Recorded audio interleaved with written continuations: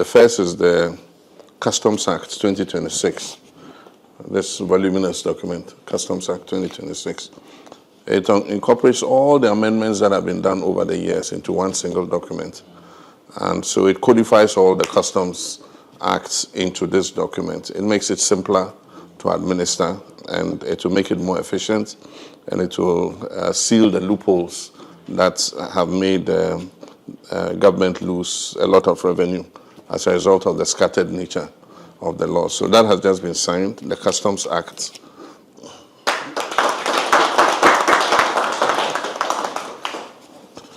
Then we have the Community Service Act. This is an act to provide for non-custodial service sentences for misdemeanors and other such minor offenses. So instead of putting people in jail and government going to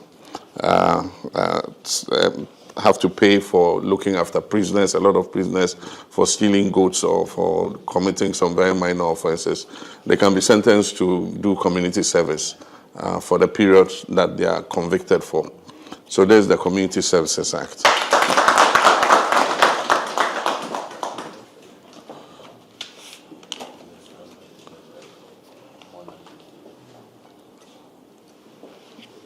Then there's the Tribunals Act. The Constitution makes provision for the establishment of regional tribunals. Parliament has passed it, and so this law gives effect to the Chief Justice to set up regional tribunals to deal with certain categories of offenses.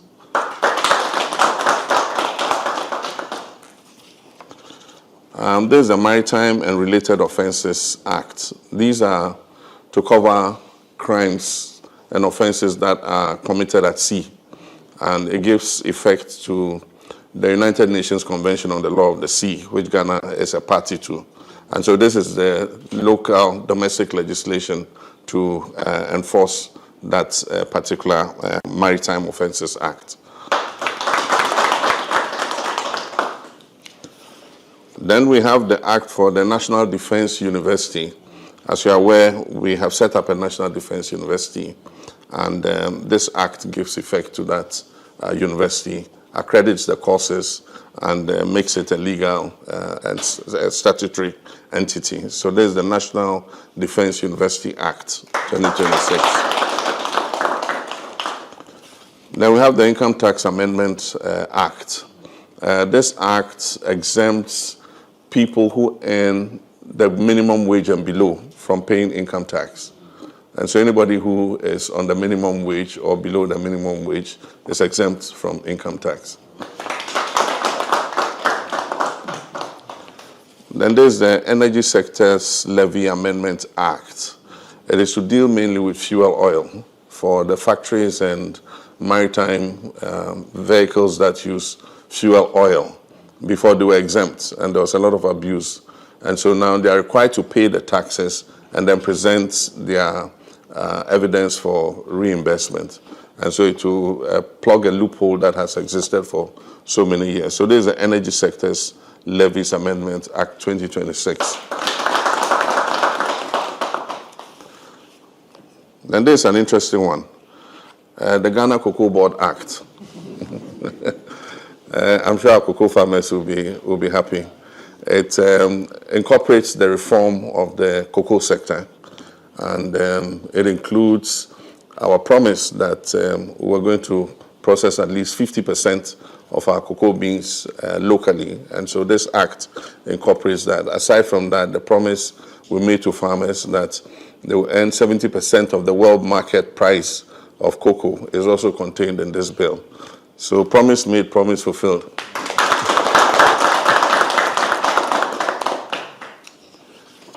Then you have the Value Added Tax Amendments Bill. This bill is to provide for an adjustment in the value added tax. You remember recently we signed with the large-scale gold mines to surrender 30% of their gold to the Bank of Ghana. This exempts them from paying VAT on it. And so there's the Value Added Tax Amendment Bill. And then we have the Excise Act. So this incorporates all the former laws and amendments on excise into one law. And so it affects alcoholic drinks and other such, cigarettes and other such goods. And it blocks the loopholes for revenue leakage. And so alcohol that is imported into the country, cigarettes and all other such dutiable goods are affected by this act. It also importantly gives exemption from paying excise tax to local manufacturers of fruit juices. It is supposed to give them an incentive in their production. So if you produce fruit juices locally, this act exempts you from paying excise duty. And so that's it. The Excise Act 2026. So 10 bills signed today. Thank you very much. And President Mahama is signing a 10. Into from Endano, a bino status or implemented sa bills winina or Sagana 40 no mu direction a bino echo. All these things. Shadi ebano. Sa obetia siya sana mamuetia. Eba se obi twa wotra na wo sre. No aka say you are eba omia, you are a consonant, you are a joker. Say na be ya nyina ebetuma kɔ enim. Na obi mfa atro me di president. E atro na make for be di president. A atro and a maba be the vice president. Atro and a pie or motua and the economy or mind some to no mudane. Yan pene emma obian fa atro emedi so. Ye Jimmy for as far as your walk chance to say bebusansem na yebusansem enya emuno kreno. That is what we need to do. Today be ababa ye be church Ghana for now. 10 bills are present as signing and ordinance Sasha see amana abadane mbra ana mbra osi ediso de chichirima no. Mama enya botre na minjum kakre bi nchira Ghana for. Ye maamenom ye nuanom ye ofanom a sebio brofo na doso TV so a nwoma bi wo ha na amafo na kan nwanwan na afio moto se e de na esi ye na yedwumadie se beba ye bedwudwam ama na ba fom obi atene ho asese ne be ya kwase antobi beka se an na we de enko so me dwumadie a me di no ha me ne me ghost team and me production team no. That is what we do.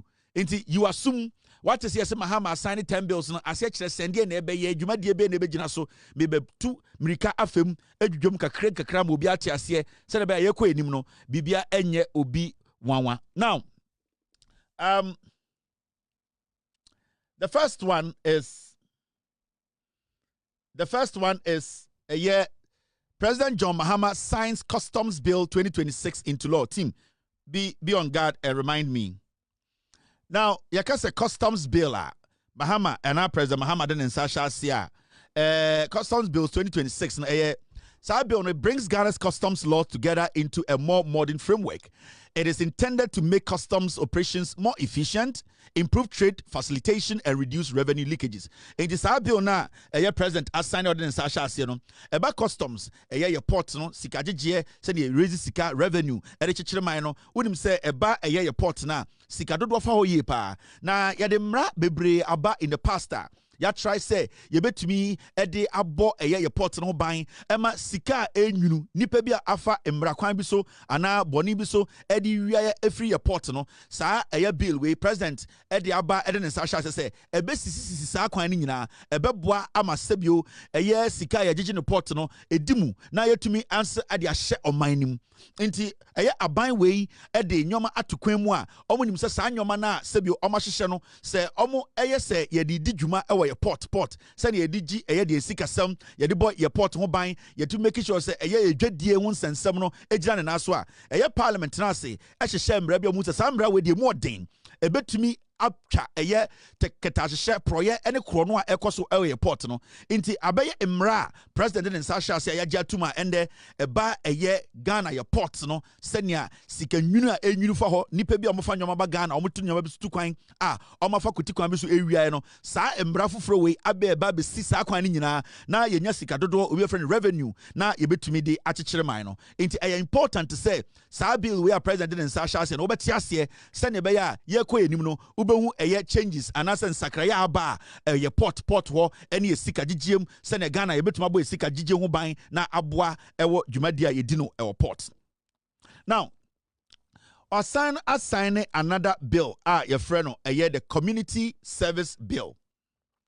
The community service bill na President Mahama Eden in Sasha no simple eno it allows certain offenders, particularly for less serious offenders, to serve their sentences through community service instead of imprisonment. The aim is to also reduce overcrowding in Ghana's prisons. Inti sa community service bill na President Mahama den Sasha Asieno. Sebio Ghana yetino obu oha okowia bode sebio adiwia enye krono enye. Sebio boni ni bi oha ensese sebio yede nipa nkoto nsanwem. Boni bi oha eya asotwe titiru so obi oha ondi boni da onshela nko wia de da ebia bibi nti ena ma de nsa obi aponche obi bode ana obi akokɔ boni nkitinkiti bi no and President Mahama ban eye NDC aban e de mraba ye fra bibi community sentence a everything eye afi ko no de ebesi ne se sa eye court ye de ko gina so akɔ wia banche ne de wakoto nsawam ye sesi no eye boni di bi oha court behwe ehu se da bi we de ondi boni da wakowia banche wakowia bode we de ona obi fichire chino kofa ne nkwan we de o se community num ye wo toilet bi wo ha de bia ye pese obi kotena no se bi ekopepa ho ye wo gata bi wo ha na esi saa nipa no ebia bosumi nsia eye afi baako afi mienu anopa nonsu bia no o se omunyina ba na omkotim gatem ebia edwadie bi wo ha edwa bi wo ha saa edwa no AMA ana KMA nipa dodo aka ommo ma pra ho saa nkofo no sentence no ye fom nkoto nsawem na anopa bia no ometena fie na omakopra eye de eye edwa anase gatem omakote gatem ana KVIP bia sebio ehu afufuru ne ama omado ebia bosumi nsia enti court se obedem bosumi nsia ne ama obafie na saa adwumadie no obedi ne de bia bosumi nsia obo ha ebeka se ndie ono no mantem ha no community service ne nyina ne se enkwara akosku anopa also gina kwa ho make sure akora bia atwa street im abra kambo no obi so ebeka se wo no also gina lorry station lorry parks obi eyi eye de ball Africa amu de two station wa obetima make sure saa nipa na saa ball da koto ball adiem enti community sentence eba enentina eye John Mahama ban we ka say very important because and then over your prisons e Ghana nipa bi wo ha order prisoner sebio edisa okoda insawom wakowia bode miensa obi so ekoku obi saa nipa na odansa wom na okoku obi de yete ase ama your prisons na ye ma every say boni ni bi wo ha esa eni say de nipa koto afiase o say etwena so ye good anim ase na sebio saa boni na onko ho biom enti saa bi we de esi President Nakumaso ene eye aban we akumaso ne se ebeboa ama ye prisons no overcrowding na ba wona and obekona dipa 30 obi ade da obi aso no eso ebebrase na sebio eye dwumadia sankofo so ebekire omobedi wo emantem ene ye dwumem ene ye surroundings no ene so betima aboa ama serve as an example enkwara mu ofie no sa nyoma we so muhu se bra mu akokɔ wi abode na ende anope bia no o tigatemu no akora ne betu hu no obetu no hofo ehun se sa bone nketenkete no ebetumi ama be community service ejuma for a long time obi betu by community service for 2 years 3 years 1 year 6 months and they are very important say sa bill we ya community service bill President Mahama den Sasha ase no muma ye nyina ye ntia ase na aban no agitum agiatumi say start say ye di hudwuma obia enka say obi ebu obi fa so we nyina eboa abroche nyina ba obi wo ha community service bibiri wa ha ye petankas for Ghana anopa omesori akotitigatem akọ sanko for the be say adwuma no ye friend community centers bill John Dramani Mahama den nsa ahye ase. Now the third one no eno na MPP for say omonti ase eno na ye friend the Tribunal Bill 2026 the Tribunal Bill na Tribunal Bill no ase kire sen Tribunal Bill 2026 establishes a legal framework for regional tribunals to deal with specific offenses. Now, it is intended to improve the speed and effectiveness of handling certain criminal cases. In Tiesiano, President Mahama Denensa Ashe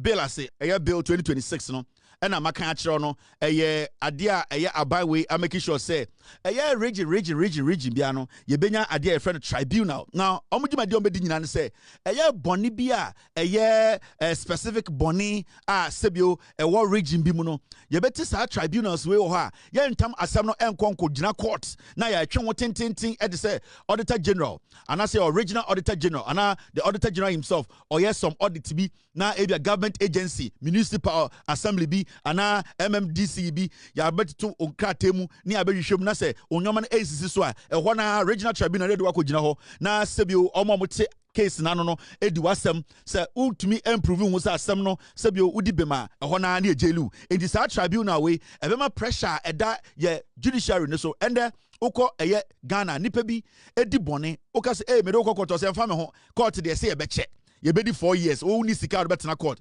aban ne pese otesa de no so ye onkofo bebre organa omudi bone because omni so de omko court a enya ndɛ ne be free case no obemu atwa court kwanya nsɛm bi kitinkiti bi litigation bi manso twen kitinkiti bi o mantem no regional tribunals na ba sɛ saa nsɛm na sɛbio asɛm anya asɛm ya obi akɔwie obi kuraba ɛna ɔda kɔbɔ obi batrim ɛna nipa na de bɔ batrim wonya malaria na ɔno so de abakɔ wo obi ma eni ɛna saa asɛm no 18 years na ho court saa tribunals ya be region no ɛhɔ ɛna de saa nsɛm rekɔ ye agye adwa gawuto ganata ɛhɔ na yate tribunal no na ɔmo case na no na yedi ni ejeli anase ohun sonso ana wokɔ nti tribunal we bɛboa ama nsɛm bi a ehia mpo sɛ ebeduru nkran ebeduru high court ebeduru appeals court ebeduru supreme court no ye di no region by region na ama ye ho aheha ye eba court nsɛm a ɛno na MPP for so monti ase because ɔmo mudodo ne akromfo ɛwɔ region no now way it is not targeted at anyone, it is a tribunal a ɛbɛma Ghana sɛbio sanity ɛne ɛba nsɛm a yɛbua ne ntɛntɛm no ɛbɛboa yɛ nyinaa nti sɛ ɔyɛ Ghana ni na sɛ wodi no korɛ na onim sɛ onya wadwu sɛ obɛbɔ obi apo na sɛ onya wadwu sɛ obɛwia obi na onya wadwu sɛ oyɛ aban mu nipa wote asankregwa nti wode oyɛ dwuma municipal assembly wobɛtumi awie sika the moment a auditor general ɛbɛ auditew a wentumi yia no na ɛde kwakɔ gyina tribunal no wacha 2 days na wodem saa ɛna tribunal we ɛba amanfo will get fair justice fair hearing wobɛtumi de lawyer aba in fact ɔmo bɛtena tribunal no yɛnkɔfa judge anase yɛhia judge bebree yɛhia obi a ɔwɔ legal background sɛ ɔyɛ lawyer kɔna sɛ onimumra obɛtumi atena ɛyɛ tribunal no ne afa nipa ordinary ebia ɛyɛ obi a ɔtɔn adeɛ ɔtɔn ntoma ne afa obi a ɔno so yɛ carpenteri ne afa businessman baako bɛyɛ nipa 9 na de aka no ho yɛde common sense na yɛde bɛdi nsɛnsɛm no sɛnea ɛbɛyɛ a saa nsɛm nketenkete a yɛde kɔduru nkran na yɛde 18 years 14 years no animanim a nipa bi a ɔmo ne yɛyɛ adwuma titiriw aban mu nipa anase obi bɛsɛ civil servant a ɔmo ndi ɔmo dwuma yie no regional tribunals no ɛna bɛka nsɛm no tietietia de odi fo no odi fo de odi bem no odi bem ne yɛkɔ yɛnim nti wobɛhu sɛ ɛbɛma judicial service no court akɛseɛ no nsɛm a ɔmo te so no ɔmo so bɛtumi adi ne ntam ɛfiri sɛ nsɛm a nka bɛkɔ court akɛseɛ no tribunal so de nyinaa no wɔ regions nti 16 region no sɛ yɛwɔ tribunals wɔ hɔ a ɛmma pressure ɛmbɛda ɛyɛ deɛ judicial services no so supreme court appeals court high court ne adeade ɛbɛboa ama Ghana sɛbio ɛyɛ deɛ nsɛm because obi wɔ ha odi sika na obi timantem na otata no opa court but tribunal is cheap, it's easy, it's accessible and then bema ehiani fo so enya omasamaka oma ye tata omo so betuma akɔka omasam na ye gyina asɛm no so na ehu so obi dibo odifo ana odibem obi ha ebubuani obi ha enifreni obi ha sebio ankonam obi oni kapre ontumi ntam sika nko supreme court ɔne de ɔpɛsɛnka asɛm ye di no no mantem na ohu sɛ sebio me dibim ana me difo the enona tribunal no edeba mba mo pentoko pipe ano mba bia osebio okogina pipe ano okontokwa saa obo ha obodua by heart oni ye bibia na obodua tribunal no ho wa obobɔ nkwase dua wa akogina pipe ano na woko asɛm wa na yakɔ tena radio so ene yente ase assemblyman edi esika ena we de ohine odi krowei ye kɔtɔ nkonnwa be yɛ be yie ene nkonnwa no wɔtɔn saa tribunal no be solve saa problem we nyina na emu ada hɔ na yakoyenim enti me kyerɛkyerɛ mu bill na John Mahama president in Sasha no asechire ene ehomwa ebeboa Ghana. The next bill president in Sasha no bill a friend of Maritime and Related Offences Bill 2026 into law. Team, stay with me. Now, the Maritime and Related Offences Bill, no, Nina say, and no, I'm sorry, I think it's the second one.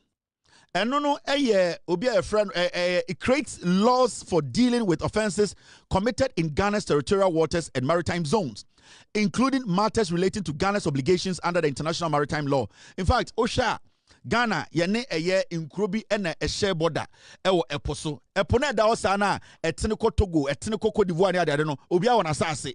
Na Ghana be se yambo homode na ye nyamra, sebio yadebebo yen sase ewo epono so banya. Asasene da osa epono, ana epone da hono, obia wana sase woso.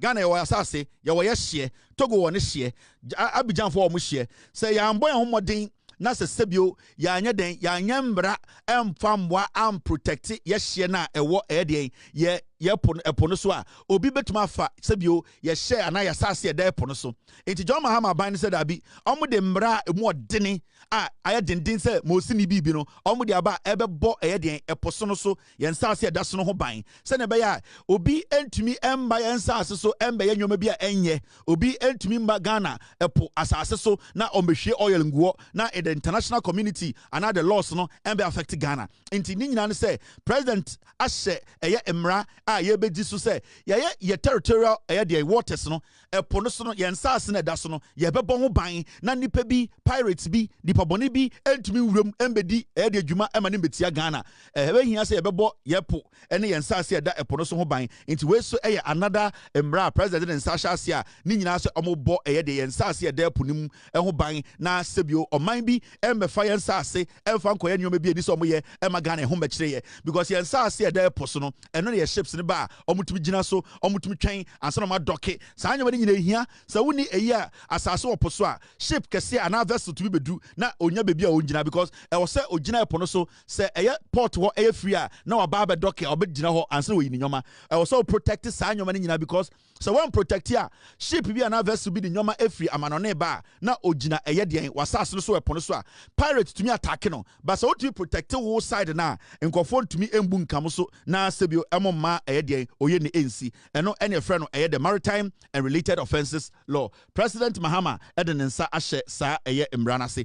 Now another one National Defense University Ghana Bill 2026. National Defense University Ghana Bill 2026. And also EFA it gives legal backing to the National Defense University Ghana, making it a properly established institution with authority to provide higher education and professional training, particularly in defense and security related fields. Ghana, as Omaya Yetihano, Yensheda Nishiapon ejina ho a ede ne ho a omo wo edian eba abambo ho nsem police, military, navy, omo ebo Ghana ho ban army. And John Mahama de nsa shekrata ase manaba ye mra say ye ba be CBB for the National Defense University. In fact, over Ghana police a do so call the friend police academy and the school and our military so I see Kofi Annan and enough. And in fact, the kind of education omunya no hono obi beka say enye the top notch. And John Mahama ban say your security agencies no also omunyo horizon ye biem also eba ahobambo a also motiase etieni ehu sene eti ankasa intend no aban de sine nisu say bibia ye friend no National Defense University no e was say ye de ba na Ghana fo a omo aye omo adwun say omo pese omo ko into bambo omo bambom obi a why na adwun say ono de dwuma de also de asase so obeso police ni obeso navy obeso military obeso de no ye bema saa nipa no enya asuade said the ometumi akọ adesuam ati bambo ho ase intaban we de nsa shekrata John Mahama be nemra and the abano etoto nyoma ye ba be ye bibia friend no National Defense University who security background whether public or private you can apply and be part. In fact, it's going to be more of the public security agencies omo be omo adwum no mo hu sene bambo ankasa tie. And ofu bia betena TV so also security expert that be a bedroom pempenso be no ofu bia betena TV so and radio so a security expert. You need to have that background. You need to show that you have been able to go through the mill when it comes to defense and security knowledge. Into Sadia way na president and such as ye beko enim no obetumi police military 15 years 16 years 22 years na oni security ho bambo. Sadia way no dey ye say so be ye military juma police juma na onya nimdie papa or retire kra otumiti on one special private security otumi be heady an agency a private nimdie wonya no he or she can contribute to or minor security. It is not just for the public sector. So obi police, obi army, obi navy, obenya knowledge way esuapon knowledge. No, it is about them even leaving the service. No, the knowledge they acquire. No, sometimes abide to me eton safre ex-military, ex-police, ex-security agency personnel to help solve a particular problem. And this is what this bill is going to do. It is going to sharpen a baby a bambo for any ama omohu a bambo jumano asie na ye ko edim no yetumi di achichere man. President Mahama edenensa ahye eye sa eye emrawe and the abaye mra. Now, The next one, the Income Tax Amendment Bill 2026. Income tax no, amend the bill no. Na no, it provides tax relief for people earning the minimum wage or below. Now, meaning such workers will not have to pay personal income tax on those earnings. Now, sa bill we, well, we should be a team. Or my biano your uncle for much be a friend minimum wage.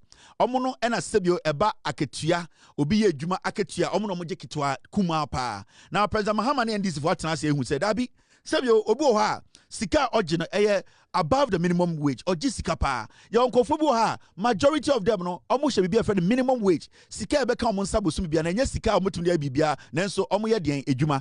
Or say sa bill where president in Sasha say no sa nipa ku a ye be hu se omo hye sa below ade friend minimum wage na ase no sa nkofo no tax bi any ade bi no ye be ye firi omo so sa personal income tax on those sika na ombenya no personal income tax ne be ye firi so obo ha ne sika ogi no ogi adwuma enso esua na ya sa tax no inti obi ha the paycheck beba no na tax a ye tax afenyo no the same tax ye tax side pa no because afenyo no otumi extort otumi wia otumi kum sei and o sa nye sika from parliamentary criminality obi so ha o ye na dwuma kro gin sebio or under the minimum wage no o say oni afenyo marking etua the same personal tax president ne aban we ay amendment ni nyina ne say omo gi aketua ewo form a below minimum wage na omo sika endru wage na aban kra de ato no sebio san kofo no yetua mo ka ade ye frɛ no minimum wage and personal income tax no ye be ye free omo so sene omo so no omo je omo check na omo be hu se yente ade ye frɛ no personal income tax no ewo so into omo so betuma ho ahenha omo aban enje tax every saa dipa no ho omo be omo so sebio omo so ho ahenha omo eno ntina John Mahama ne NDC aban atena se ede ayemra ede omo nsa ahya ase ti John Mahama ede nsa ahya so ade we ase mo a omo gi pay below minimum wage no omo pay no anya ade a tax ebeka no omo so eho ebetumi ahenha omo saa nyoma we na wonte ase a ye kirekirim magana fo nyire hu se aban na aban aban pa nti de bia no so obie weni yeso adwuma de ni se ye be kirekirim ama Ghana fo ehu no kure no one in the Adonis Snake and Sons one in the All right, the song you just listened to, your friend no Onufu Kebi, it was sung by myself. I featured Cool Date. Into sa unim the other part of me. Me retire, me to my sofo, and I met me so I a musician. Into rapping na Onufu Kebi, Onufu Kebi, Onufu Ke. Akwai and it was sung by my music name from Anansi on the mic yo inti otenyom na ebi ni bibia me nko ana me ana me record me call studio ko ball mu echirechirim me ni cool date ye adwuma we nyankora adwuma take about 3 days na me release nyum we your friend Onufu Kebi Onufu Ke Onukpa relax now moment to yes team yes bill na President Mahama as signing no. Now, President John Mahama signs Energy Sector Levies Amendment Bill 2026. And it's how bill where President Sasha Asiano. It changes certain energy sector levy arrangements, including provision concerning fuel oil used by eligible factories and maritime operators. The changes are aimed at improving revenue collection while maintaining support for qualifying users. Basically, the energy sector, no, bill no ya amended my president in Sasha here. Now what this does is it includes concerning fuel oil used by eligible factories and maritime operators. Ni nyina fa dwumaku akese wo Ghana omu use de enfango edigi omu dwuma. Now aban no epese ofa ekwan pa bi so na ode bo de sa factories ni dwumaku we nyina ho ban the specific fango a omu di omu dwuma. Inti aban no make sure say sa nyoma no beboa dwumaku we private companies no dodo no a omu use a lot of diesel but petrol edidi omu dwumadie no se na be ya omu so no betuma share aban no pempenso bi a omu ho enkom a omu sikasam entotoye ombenya mfaso no ebekosoro enti we nyina ka ho na osa motia se John Mahama aban we no omu dwene private sector no ho yie omu pese private sector no se bi omu sika omu di ahyem omu di fa ni pa adwuma eboa na oman no nipa dodo enya adwuma ye no aban no pese o try se omu so kakra omu di hyem no ombenya ho mfaso enti aban no energy sector no or try se private private sector no obeboa eye de adwumakuo nkese a use fango bi e de ye adwuma bi no or some make sure so nya ho mfaso in the president and sa hyase say sa eye adwumakuo no eye private companies a de eye fango ye adwuma kese no e wo say aban ne omotena na ebo omo ma omo so adwuma no egina ne naso na eba fango sem omo de di omo dwuma a ese bi omo mboka na omo so no omo betumi enya mfaso e de aboa oman no in sa nyoma we nyina na eye aban no eye e de boa eye Ghana ndwumakuo a ewa ha. Now bill for President Mahama eden in Sasha Asie no eno any friend of the Ghana Cocoa Board Bill 2026. The Ghana Cocoa Board Bill 2026. Eno edena eye introduces reforms to the legal framework governing Cocoa Board. One major policy direction is to increase local processing of Ghana's cocoa with a target of processing at least 50% locally while improving the share of international cocoa price going to farmers. Now, Ninyina say, sa bill where President Aden and Sasha Asie etiawa. Ninyina say, President Mahama ni NDC abane per se Ghana ekuafo me cocoa ekuafo no. E was say sika dodo a omde hye cocoa no omunya enya broso. Na ninyina say, omo per se cocoa ye dua no Ghana e was say oha chichemu eduonu. Eye 50% no eye cocoa a ekrom ha ye betumi edi ho dwuma amana beye mfaso amaye processing mu ye ton ene ade sene be ya ye betumi enya cocoa ho mfaso e wo hampo ansane yakwamanone inti sa bill we dia ye ne say it's going to increase local processing of cocoa, Ghana's cocoa, with a target of processing at least 50%. In the cocoa na yeti John Mahama bill we ode aba no cocoa kuafo nkoana sebio ode enipa ehwe or pese oboa na cocoa kuafo dwumadi omudi no because impen bebre so no bosi ate obi di cocoa cocoa divoire obi enye se cocoa no na sebio omo pese omde ko na emom no aban tumi to cocoa dum pempen so na aban tumi to biom efise cocoa na broso na aban pese obi window bi a cocoa yedua na Ghana ha no emu dodo no ohanchichemu eduonu 50% no e wo se Ghana ha na ye di hu dwuma ye package ye process na Mr. Akoton no amonene na de aka no yebetuma ton enyamfaso enti eye aban no ehwe se de obetuma boa makoko ekuafo enso enya bebi de omo na asi a omo koko no obi mbeka se afi yeti koko pa enso aban entuma ntododo no efri se koko ne to no ende oba amanone a Chinese for kra koko enti ne to no akofom enti se kan na de bia na yepe koko akọ Europe yepe koko akọ Asia se sia na abrofo no so ye koko ni bi ba John Mahama say strategy ni nyina ne se yebetumi ate koko dodo ato koko dodo a e wo se dodo no e ha echichemu eduanu 50% no ye hu dwuma wo Ghana na ye branding ye na ye tumi sa ton ma abrofo no efse de bia no ye de kokoro ko ma abrofo na no ma process no ma brand no ma sa ton ma ye boarding o se obese o make sure say sa bill we e betumi aboa ama koko ekuafo tuma ton koko no Ghana aba ton no Ghana ye di hu dwuma wo Ghana ye bia factory say be ye koko nankasa hu dwuma wo Ghana powder chocolate whatever beverage ye wia na ya sa packaging nice na akoton na brochire na ye nya eho emfaso de aba koko fo no sikasem sika abom nsem enti nyina ne se aban we adwiri koko ekuafo ho aban pese koko kuani bia bedua koko wedi dwuma na afenso no na ne koko gu apata so na asei opese yetumi to koko bia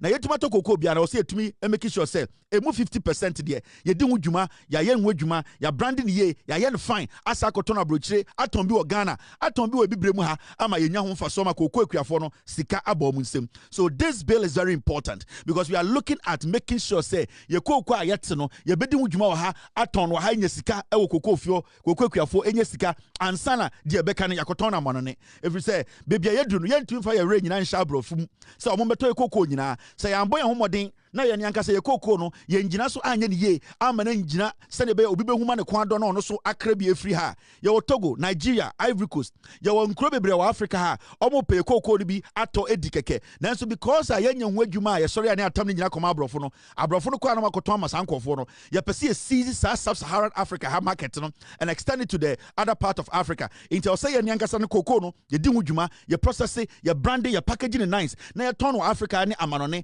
se ne be ya sika ne be ba ye ho direct na de beka so ye tuma ton amanone abrofo no eno ena John Mahama ede emraba se e wo se ne manim ye na ye dwene koko ekuafo na ye do mo na ye bo mo masika e bo mo nsem nti de frɛ no Ghana Cocoa Board Bill 2026 no ni nyina no eno no mema obi an wusuniti John Mahama do ekuafo na komo ekuafo ho ono anka so koko kuani nti onim de ade we betumi aye se yetumi to koko nyina wa pata so na yetumi oha enchichemu aduonu 50% ye di hu dwuma Ghana na ye ton bi e wa manone ene ebibremu ha koko sika ebeba no koko kuafo ene benya ne kese every say oman no aban we edinkan de mraba say mra bi aba say koko kuafo sika wo so mo nsaka no koko so te ewo amano ne kura sa sika wo se de mo se de mo anything about amemru mu ai Africa ha Ghana koko kuafo ena ye ma omu sika kese pa we very very important iti mama sa bill we enko biatim John Mahama ne NDC aban sesa Ghana yen krabia omo sesa Ghana se ne etie omo dane ne omani ema sika ba yensem titru koko kuafo. Now there are other bills president no assigning ya me be se nyabotre na medwudwam ma obia ete ne ho ase we another bill ene ne frɛ no value added tax amendment bill 2026 na eno no edie na ewom. The woman said value added tax amendment bill 2026 makes changes to Ghana's VAT system, now including provision affecting transactions involving gold surrendered to the Bank of Ghana by large-scale mining companies. It is intended to improve tax administration and revenue mobilization. In this value added amendment bill is simple, makes changes to Ghana's VAT system. Mokai kumiprekun. Na ni nyina say yase JJ Rawlings by 1995. Now, almost say, I'll say be value added tax. Say, Sebio, a toy, I'll say, baby, Sebio, Jumadi, Edino, say, ye perceive pejama, I'll say, there to be etoso, na etumi boa ma a minor, etuminya, a tour home for so, a minor. Now, the Danko Kufuado appointed, on a MPP4 tribalistic bigots. Now, mo per se, Sebio Mugu Rollis in Masano, almost already tiavat. Now, so share a value added tax. De abaye ama Ghana, emwa ababwa Ghana, ye mine chichimuna, otum say, JJ Rawlings, baby okoda no osunda pa and introduce a value added tax. Now from 1995, afa through a regimes, ya dani danim, ya hwehwem, ya hwe sene tie, sene etumi ebo mine and sebi etumi dum pempenso bi se ano ede ne ateso, and John Mahama ban NDC aban no. Omaba, almost say a dear friend of value added tax, amendment to be our bill. Now, the ending say it is got to do with a Bank of Ghana and large scale mining companies.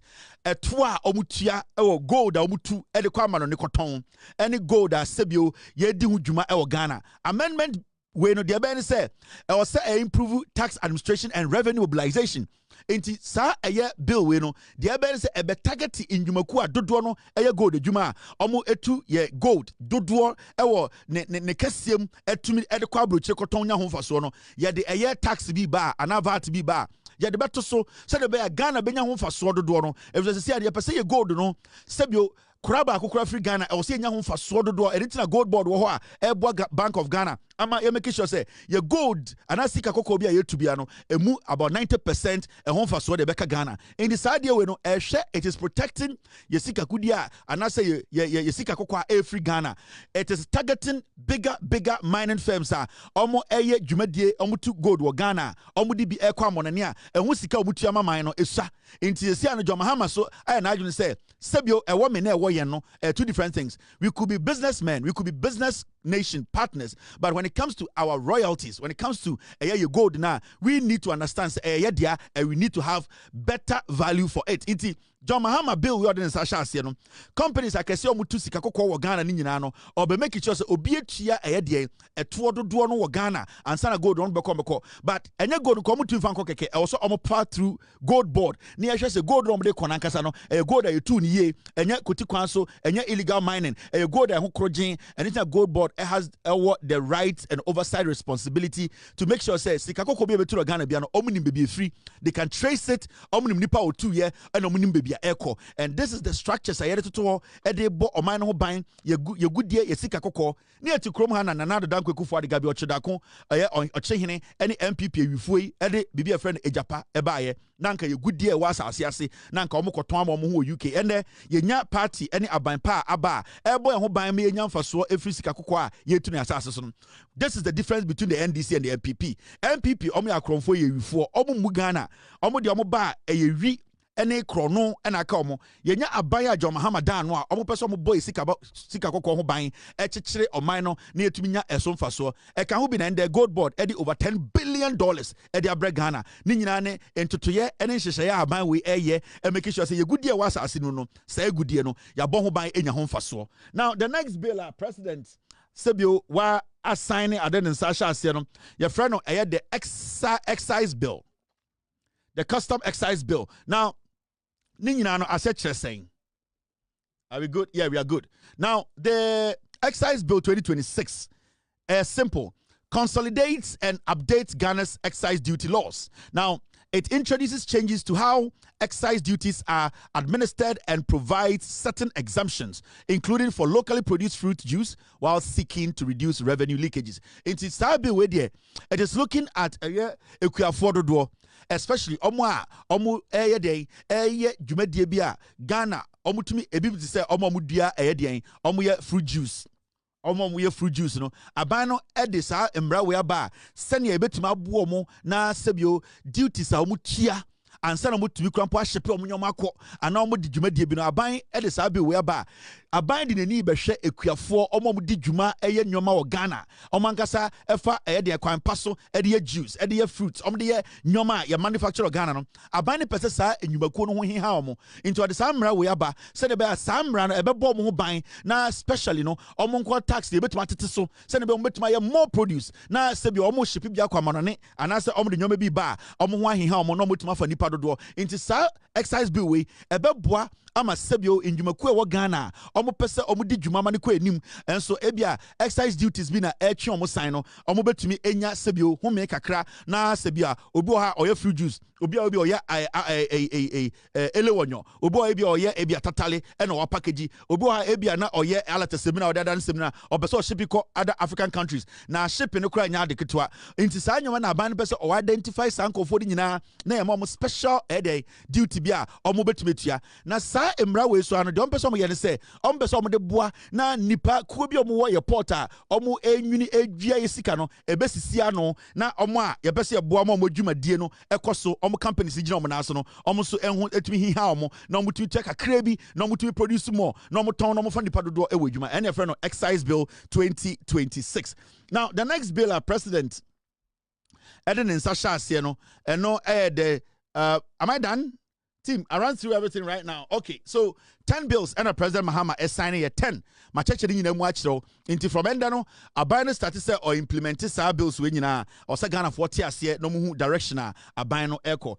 Now, yeah, Babe TSC a year ende Jumadia is see or a year Accra International Airport. President Mahama Echo Cha Ahumem or the Aso Echo Ball from say a year Accra International Airport, you know, a year in Swadi Hunu. The vision he has, what he wants to do, the expansion project, the multi-million project he wants to do. Now Ghana's airport becomes one of the finest airports in Africa and in fact the world. You know, John Mahama started. Wapesika, we're making sure say Jumadi Opesodi. Monkai say what the Dinkandia sub form. Say Oba besi be a friend concourse. Yes, connection between Terminal 3 and Terminal 2. Inti no a idea or a few months ago or the asobo form. Now Nina say Sa Jumadi Kroma started. Eno enka eye car park here you be see ho inti samokaya sorry samokaya eye the president in the past no sorry that's not what I'm looking for eye president at a point you know team I've lost some pictures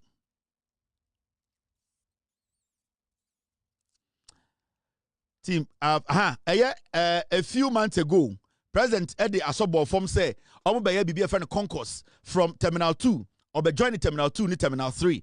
E juma de enukura ekoso, enukura ekoso ansa na ended de na ode aso ebo from no. Enti eno na ekosi obi ehu ejuma omo ye no airport wa omo de ede make sure say ye Terminal 2 Terminal 3 no concourse omo si ye juma de omo dia omo ka ni mienu esi eni na obi tumi nanti free Terminal 2 eko Terminal 3 a on nanti form a obe nanti wiem ye baomia ede nam form no na Mahama de nam wiem. Enti wo hwe ne picture ni ye a de John Mahama ne na aban no person mo ye nie into sa connection way and then a few months ago or they asobo for ma and the media chira omudi hudwuma din ya ekoso into don't get it twisted. This project is different from a car park project na and the okotwa ho okotu ho anamoa or the asokobo no into we no the connection odin kan e the asobo for ya start di hudwuma me the pictures lecture no say na be or connected Terminal 2 to Terminal 3 for the concourse nantie unam wiemu na akokopie Terminal 3 unam wiemu na akokopie Terminal 2 John Mahama epese Accra International Airport no very accessible for everyone. Or terminal 2 you can walk straight to terminal 3 abra one antiform obenanti wiem nti eno de ekoso nti eno no mfoni na mrekire wa eno omodi nkan eye hu dwuma ye nyina hu dwuma dia omudi a ekoso a eno krampo no eye wie ya obi hu edwuma ekoso a eye very very important. Now and John Dramani Mahama kotwa eye or the aso ekobo phone another project terminal 3 oba be dini wo ho into terminal 2 de na ekoso and am the pictures le kire no. Now terminal 3 de and the president kotwa very big sword cutting and cut sword for the construction of a hotel and car park at the Accra International Airport. In the terminal 2 de am the kire on concourse no connecting terminal 2 and terminal 3. Send be able to man 90 wiem ako 2 no 90 wiem about 3.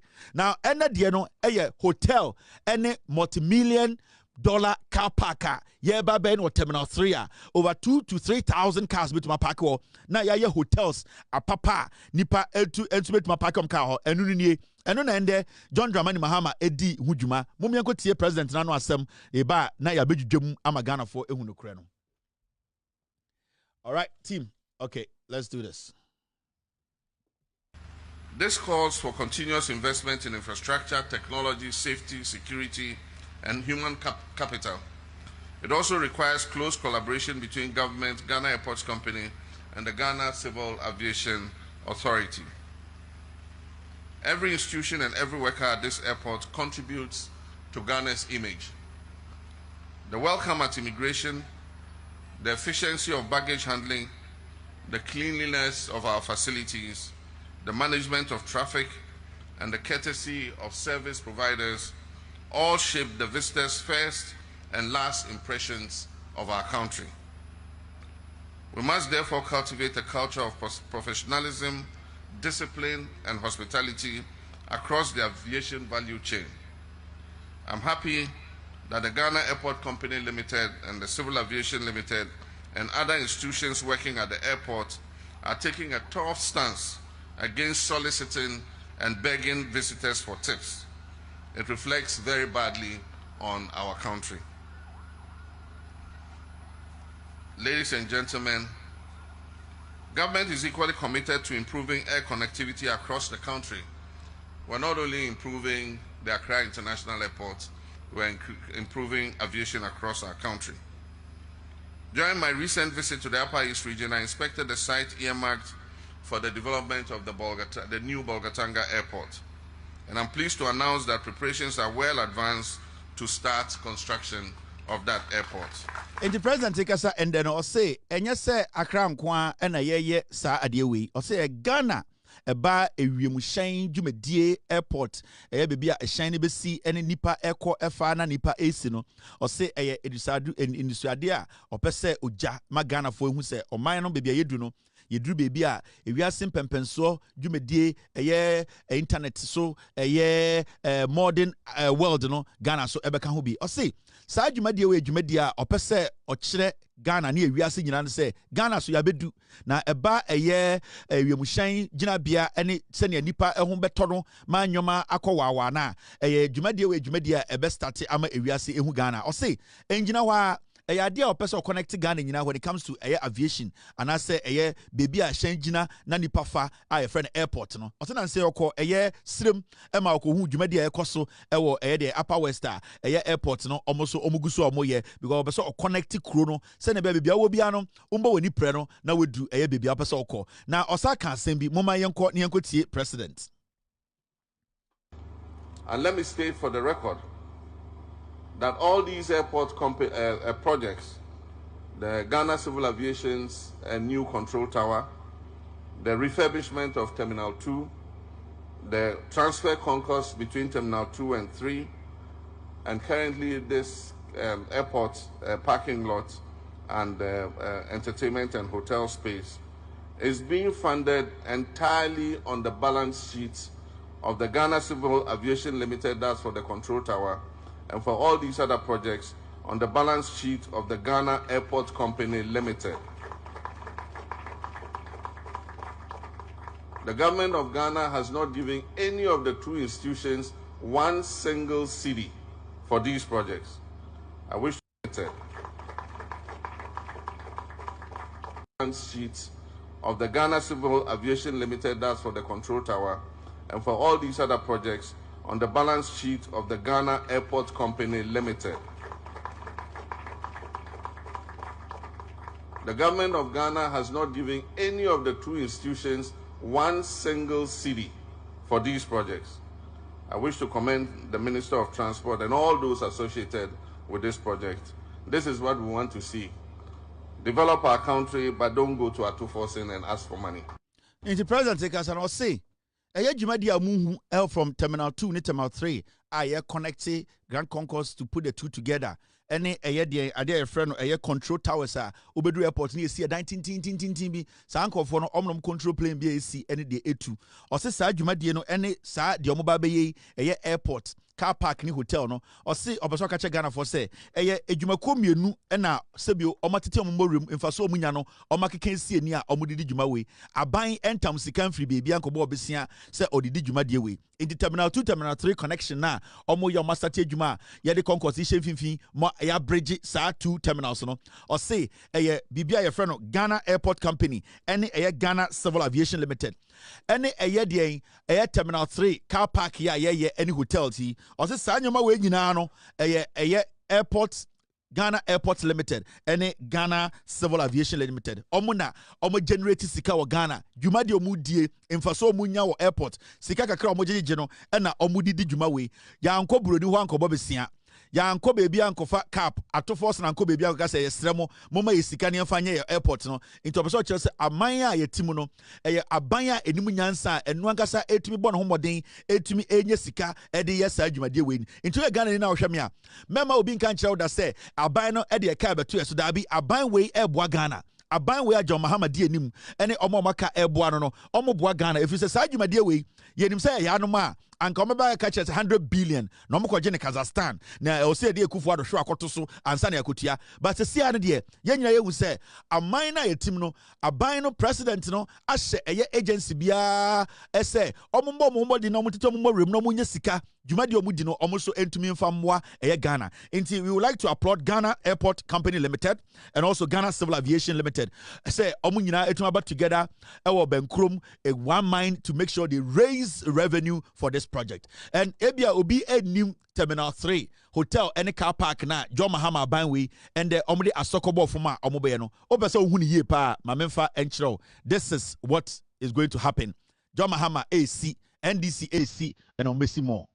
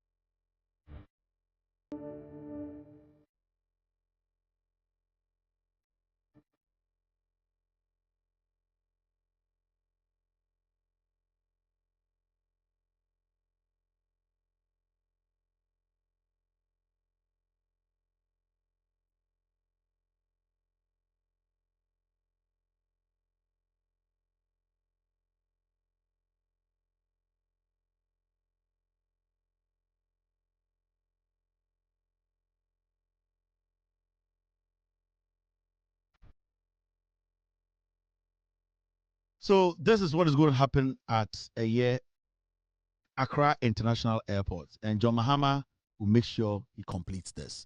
It's the project. This is not a joke. This is like, it's like a dream come true. Anytime catch a Ghana for say John Mahama, or say money completely we answer no be kufia wako. Ebi awa bodam na because I want to say, but say we have the opportunity to keep John Mahama in power. We have to, because you see the NPP is a party. Sa nyumo wo monti ase. Bufro nkwan nti sama muso no mogimi omunyina mabodam nti omo yankofo bia o se mo tena nchen no mo hwe ya o se mo tena nchen no omo hwe se ne yekikireman and yemfa 8 years nhwe yemfa 10 years nhwe so obetima ti amamu ase ya de 42 years na ti ase and it's very important to say MPP will sit in opposition for 42 years. John Mahama too has to complete Ejuma Oyeno.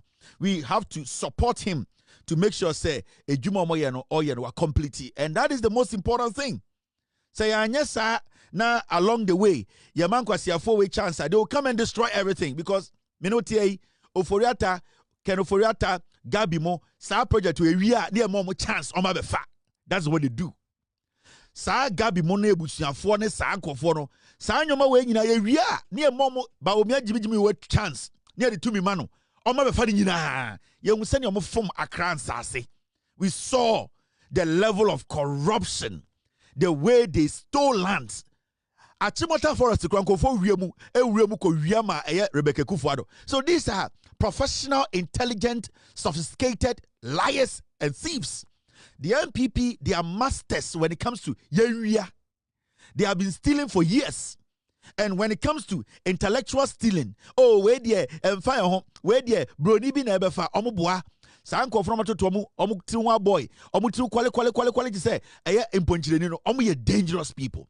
It is whatever we can do legitimately, democratically, to make sure John Mahama stays enough to keep all these things alive.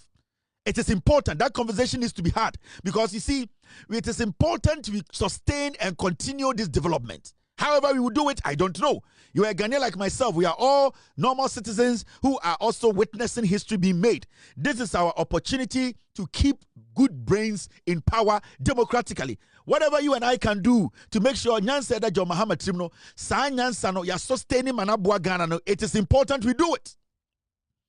Until whatever we can do as a people, legitimately and democratically, we can do to make sure the NDC as a political party, if even not John Mahama, the NDC sustains, continue, protect, and make sure John Mahama's vision is made, it comes into reality. No, we need to do it. We have nothing else.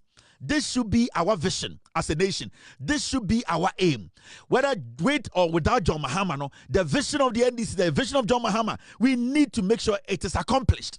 Because what we have seen recently, Jumadia John Mahama did in 2 years, in the history of the Republic, we have not seen any president who has come with this kind of vision. He's making governance easy, but it is not. He is making governance smooth. He's making governance so easy. It is not like that, but it is because of Nyansa and the kind of people helping him to work. That is why you are thinking it is easy. It is not. But when we about power, every single day they were out there borrowing money because they did not understand how to raise money internally. They did not understand how to live within your means. Their agenda as MPP was to steal, buy Koliko suits, and pretend they are whiter than the white man. This is the time we have gotten our own. This is the time we have gotten people who are Ghanaians and feel Ghanaians and want to work as Ghanaians and want to serve Ghana. And I see it in the ministers. I see it in the leader. I see it in the party's vision. This is a social democratic party. So it is always about looking out for the people. And that is what the NDC has been doing for years. From 1992, JJ Run is about power, rural electrification, schools, and basic schools, F-Cube. All these things, you have seen it. Continuously, it is the NDC that has always done what? Try to let the people live. Let us give them enough time now. They say, and we are saying, say some party, or Sessa or Somono Eden for Sobreye. Yen some party, yen some konya. Yen yina yen som Ghana. Near making sure that the right thing. At the end, I didn't put to baba edi or my input to baba, and that is what we support, and I really support this. So with or without John Mahama, the NDC needs to stay in power. We will make sure that at the end of salvation John Mahama is leading us. With him or without him, salvation needs to be realized. And as I speak today, I don't know what the future holds, but if you give me the opportunity to say John Mahama should continue, I will tell you John Mahama should continue legitimately and democratically. I will pray and I will support that, because what we are seeing, hundreds of years, we've not seen it in Ghana. 8 years yana enkwasiafo free abemu yehu de see wo Ghana. We saw the highest form of stupidity, ignorance, how they basically disrespected the rule of law. We saw how people in power who were begging like dogs in a few years came into power, made us look like we are slaves in our own nation, disrespected chiefs, disrespected technocrats, disrespected the civilian, the normal Ghanaian, disrespected every single sector of the economy. We cannot allow such selfish ingrid. People who think we are stupid, they can run us down and come again in new colors. We need to be consistent when it comes to our development, a collective development as a people. We have to understand what the NDC is trying to do. We have to understand the legacy the NDC John Mahama is trying to live. We have no option than to support it. And if we have to push it, we need to push it. And this is a democratic coup we need to do. Because a democratic coup is a coup that basically supports development, supports people who have good vision to push a nation forward. A democratic coup is a coup that supports the basic people, those who are vulnerable. What we are seeing in Ghana today is a democratic coup whereby we have all decided to come together as a people to support a vision that will help you and I. So whatever we can do democratically, whatever we can do rightfully to make sure development reaches us, every single person at home, we have to do it. There are no options here. We have only one option. With or without John Mahama, the NDC needs to be in power, and it is a fact. The NPP cannot be underestimated. You know it, I know it.